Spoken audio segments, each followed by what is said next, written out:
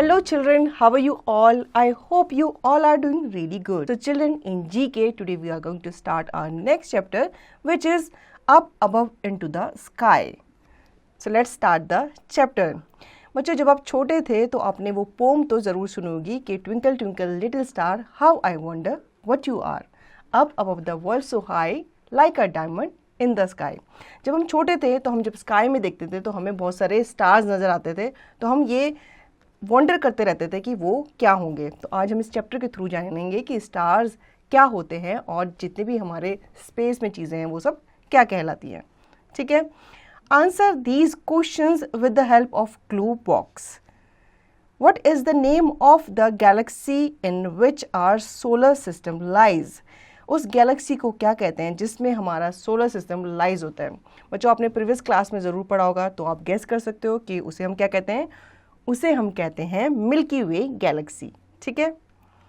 Second, which galaxy is nearest to the galaxy where our solar system exist. अब हमारा जो solar system है उसके पास एक और गैलेक्सी एग्जिस्ट करती है।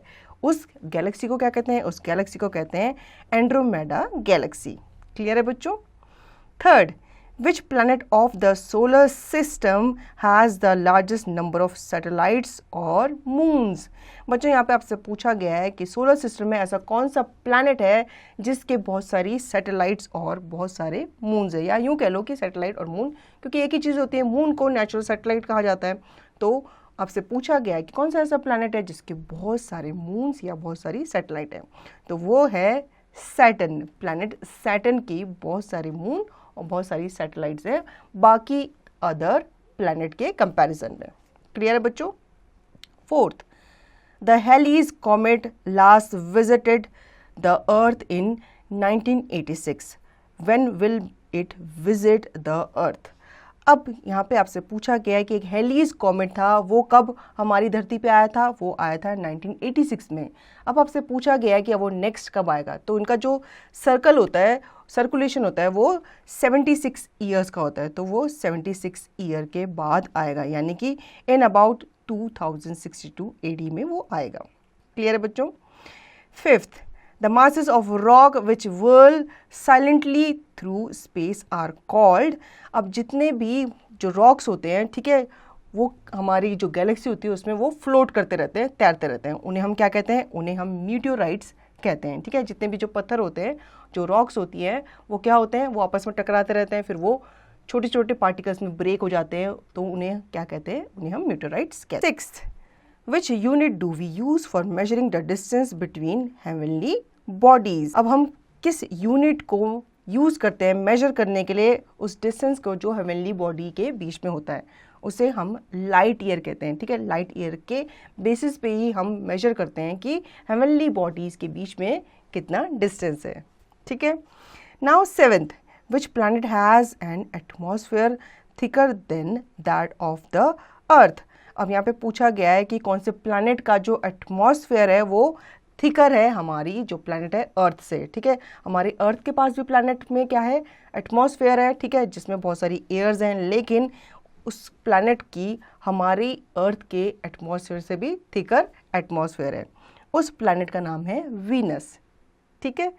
Now eighth, which is the hottest planet in the solar system. अब आपसे पूछा गया है कि हमारे सोलर सिस्टम का हॉटेस्ट प्लैनेट कौन सा है, तो वो भी वीनस ही है। वीनस ही सबसे हॉटेस्ट प्लैनेट माना जाता है हमारे सोलर सिस्टम का। Ninth, the solar eclipse occurs when the earth comes between the sun and the moon, right और रॉन्ग। बच्चों यहाँ पे आपको स्टेटमेंट दी गई है, आपको बताना है कि वो सही है या गलत है। ठीक है, सोलर एक्लिप्स मतलब सूर्य ग्रहण कब होता है ये आपसे पूछा गया है।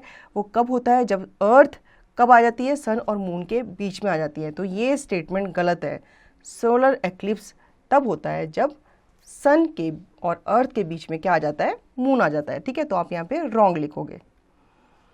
Tenth, the lunar eclipse occurs when the moon passes through the earth's shadow, right और रॉन्ग। अब आपसे लूनर एक्लिप्स के बारे में बोला कि चंद्र ग्रहण कब आता है? चंद्र ग्रहण आता है जब मून पास होता है थ्रू द अर्थ शेडो। अर्थ के शेडो से जब वो पास होता है तब लूनर एक्लिप्स होता है। तो ये स्टेटमेंट राइट है। ठीक है। Knowledge corner, Gravitational force of the sun and the moon on water on the earth's surface create tides in the ocean. बच्चों जो सन का और मून का ग्रेविटेशन फोर्स होता है उससे ओशन के ऊपर टाइड्स लहरें बनती हैं. तो बच्चों आई होप आपको ये चैप्टर अच्छे से समझ में आया होगा. Now you have to practice and revision the chapter yourself.